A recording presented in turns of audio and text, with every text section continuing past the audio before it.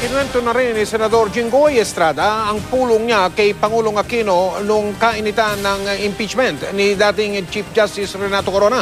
Gaya ni Senador Bong Revilla, sinundo at ipinagmaneho rin daw siya ni DILG Secretary Mar Rojas. Nakatutok si Ruth Cabal. Ilang senator judges ang inamin ni Pangulong Aquino na kinausap niya noong kalagitnaan ng impeachment trial ni dating Chief Justice Renato Corona. Isa doon si Senator Jinggoy Estrada.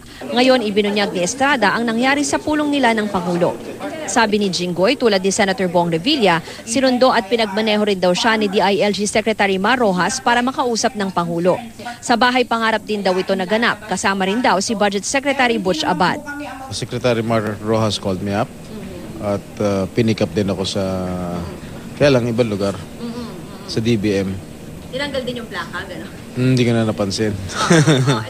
Sa pulong daw na yon, hindi nagsalita ang Pangulo. Ang pinag-usapan daw ang impeachment trial ni Corona. Si Secretary Mar ang nakikiusap at may disappeal na huwag mo na kami pababayaan dito. Sama-sama tayo. Implying, pero walang direkta gets ko na yun. Pero si Pangulo dali lang. Aquino, sir? Walang sinasabi. In fairness to him. Nang mabalitaan daw ni Revilla ang tungkol sa meeting ni Estrada sa Pangulo, tangulan daw ng tango ang Pangulo. Nandoon siya. So, yun. Si Boy Pickup, ang ating Pangulo. Si Boy Tango. pinilit ng GMA News na kunan ng pahayag si Rojas pero wala raw itong pahayag sa ngayon.